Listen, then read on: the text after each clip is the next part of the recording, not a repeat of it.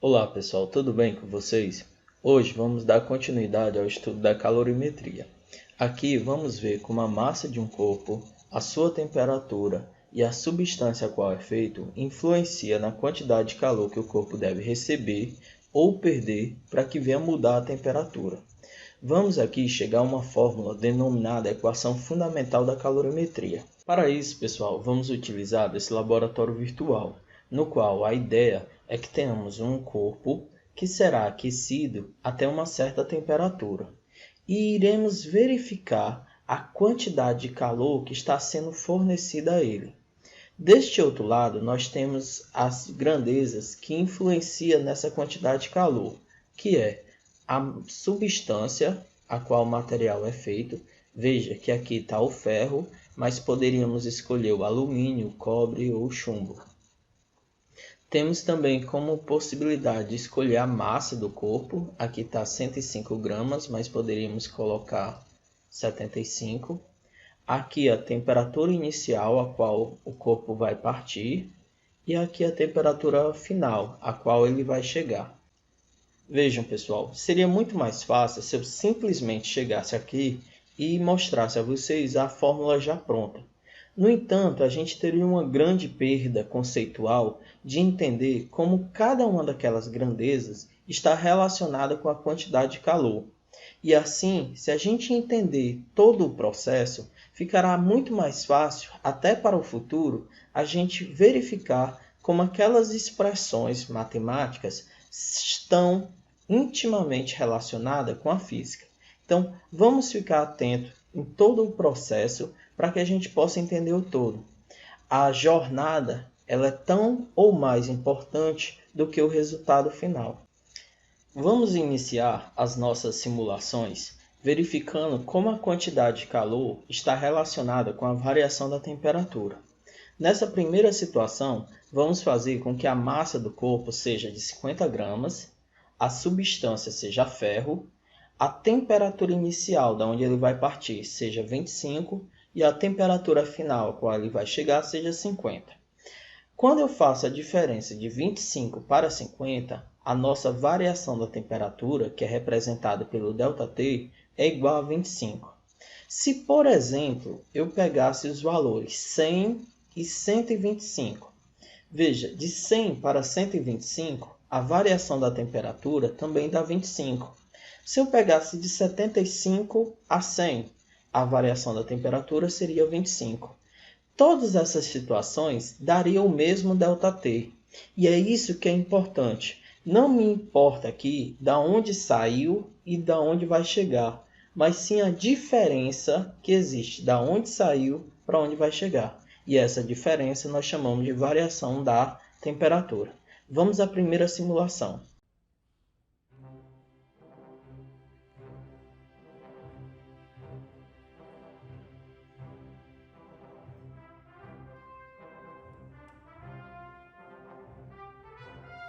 Bom, pessoal, nessa primeira simulação, deu para verificar que o objetivo era sair do 25 e ir para o 50, ou seja, a variação de temperatura seria de 25 graus Celsius.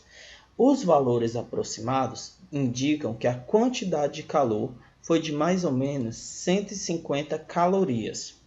Agora a gente vai para a segunda simulação, na qual também sairemos de 25, na qual manteremos a mesma massa, também a mesma substância, só que mudaremos a temperatura final. Vejam, quando a gente está verificando qual é o comportamento da variação da temperatura, as outras grandezas, que no caso é a massa e as substâncias, elas têm que permanecer rigorosamente a mesma. E a única grandeza que estamos verificando é que tem que estar mudando. Então, saímos do 25 e fomos até os 50. Agora, vamos sair do 25 e ir até os 75. Do 25 para o 75 indica que a variação da temperatura será de 50 graus Celsius. Vamos à segunda simulação.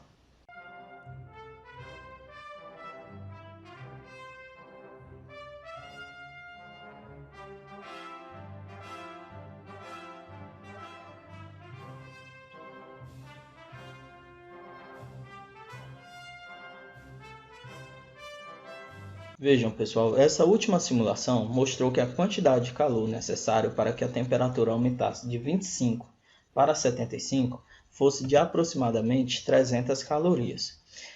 A gente nota que na primeira simulação a temperatura era de 25, a variação da temperatura era de 25 e obtivemos uma quantidade de calor de 150 calorias. Agora, essa variação da temperatura foi duplicada, passou de 25 para 50. E a quantidade de calor também foi duplicada. Então, a gente nota que quando a variação da temperatura tende a ser maior, a quantidade de calor também será maior.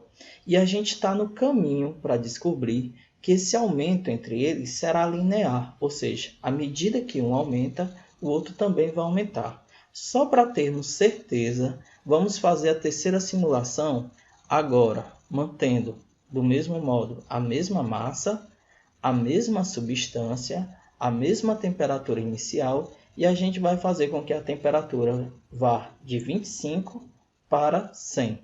Nesse caso, de 25 para 100, o ΔT é de 75 graus Celsius. Vamos verificar quanto é que dá.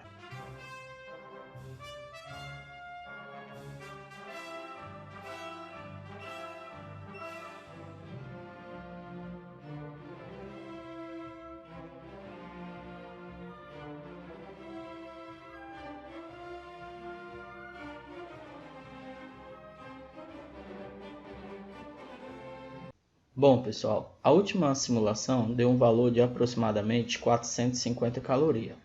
Notem que a primeira variação da temperatura foi de 25 graus Celsius e esta última de 75, ou seja, o triplo do valor. Na primeira simulação, a quantidade de calor deu de 150 calorias e a última deu 450 calorias, ou seja, também o triplo do valor. Então, podemos observar que quando a variação da temperatura foi duplicada, a quantidade de calor também foi duplicada.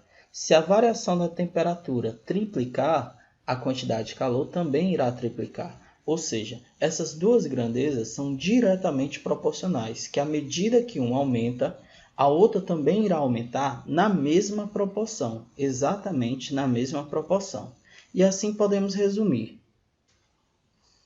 que a quantidade de calor necessária para que o corpo venha mudar a sua temperatura é diretamente proporcional à variação da sua temperatura. Isso é meio óbvio, por quê? A temperatura está relacionada com o grau de agitação das partículas. Então, quanto maior é a temperatura, maior será a agitação dessas partículas. Então, se eu quero uma variação muito grande, as partículas terão uma agitação também muito grande. E para aumentar cada vez mais essa agitação, precisa-se de mais energia, ou seja, será necessário uma quantidade maior de calor. O resultado que obtivemos da relação da quantidade de calor com a variação da temperatura não foge das nossas relações cotidianas. Basta a gente imaginar, por exemplo, que eu tenho 1 litro de água e eu desejo fazer com que a temperatura aumente. Evidentemente que quanto maior é a temperatura que eu desejar, mais tempo ele vai ficar no fogo. E aí, mais tempo ele está recebendo calor. Ou seja, quanto maior for a variação da temperatura, maior deve ser a quantidade de calor que o corpo irá receber. Agora, a gente vai analisar qual é a relação entre a quantidade de calor e a massa. Para iniciarmos, vamos fazer uma primeira simulação em que a massa seria de 50 gramas, a substância ferro, temperatura inicial 25 e temperatura final 50. Vejam que a gente já fez esse daí e a gente sabe que a variação da temperatura é de 25 graus Celsius. E a quantidade de calor necessária para que esse corpo venha aumentar esses 25 graus Celsius é de 150 calorias. Agora eu vou manter os mesmos valores para a temperatura inicial, o mesmo valor para a temperatura final e a mesma substância. E como eu quero encontrar a relação entre a quantidade de calor e a massa, eu vou utilizar uma massa diferente. Eu vou duplicar o valor da massa. E assim a gente tem a mesma variação da temperatura. Vamos agora verificar quanto de calor será necessário.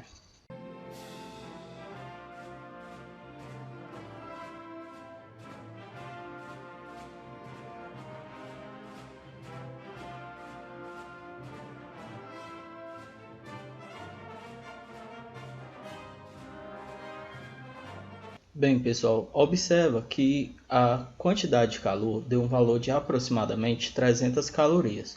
A gente manteve a mesma variação da temperatura, a gente manteve a mesma substância e o que fizemos foi duplicar o valor da massa, era 50, passou a ser 100. E aí notamos que a quantidade de calor também foi duplicada. Para que a gente não faça as mesmas simulações, já que a gente está no mesmo caminho anterior, a gente pode notar que se a gente triplicar o valor da massa, ou seja, passar de 50 para 150, a variação da temperatura permanecendo a mesma, a quantidade de calor também será triplicada, ou seja, sairá de 150 para 450.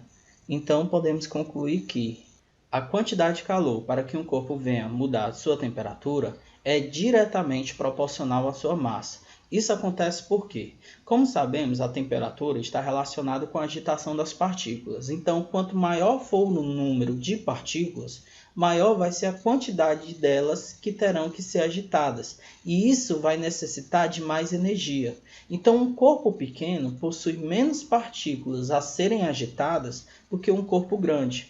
E isso a gente pode observar no nosso cotidiano, que se tivermos duas panelas, enchermos ambas com água, uma delas com 1 litro de água, a outra com 2 litros de água, colocarmos no fogo, partindo ambas da mesma temperatura, a gente vai notar que aquela que tem 2 litros de água vai passar mais tempo a ser fervida do que aquela que tem 1 litro. E isso é um fato que demonstra que quanto maior for a massa de um corpo, mais quantidade de calor será necessário para que ele venha a sofrer o mesmo aquecimento. Por fim, pessoal, vamos analisar como a quantidade de calor está diretamente relacionada à substância no qual o corpo é feito. Vamos utilizar já de experimentos conhecidos nossos, como é o primeiro experimento que nós fizemos, em que nós estávamos usando 50 gramas de ferro, que variava de 25 para 50, ou seja, a variação da temperatura era de 25 graus Celsius. E a quantidade de calor necessária para que isso acontecesse foi de 150 calorias. Agora, a gente vai utilizar a mesma massa, a mesma variação da temperatura, só que o que vamos mudar é a substância. Ao invés de termos 50 gramas de ferro, vamos ter 50 gramas de alumínio. E vamos notar quanto de calor será necessário para que tenha a mesma variação da temperatura.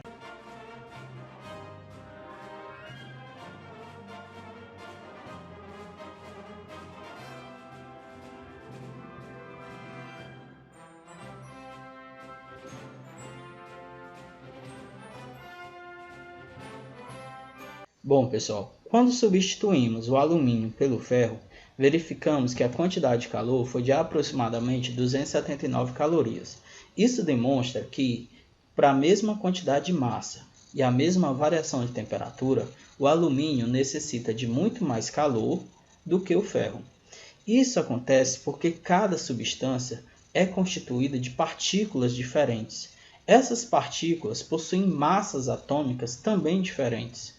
E isso vai influenciar na agitação que cada corpo teremos. Assim, a gente pode chegar à conclusão que a quantidade de calor necessária para que um corpo venha mudar de temperatura está relacionada com a substância a qual esse corpo é feito.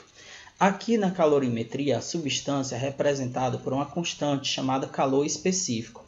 Como o próprio nome diz, ela é específica para cada substância, ou seja, a água tem um, o etanol tem outro e o mercúrio tem um outro valor.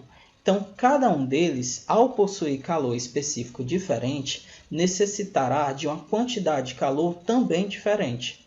E assim, a gente pode concluir que a quantidade de calor necessária para que o corpo venha mudar de temperatura está representada na equação fundamental da calorimetria, em que nós temos que o Q, a quantidade de calor, será igual ao produto da massa do corpo, a substância a qual ele é feito, que está representado pelo calor específico, e a variação da temperatura. Assim concluímos a nossa segunda videoaula. Bons estudos!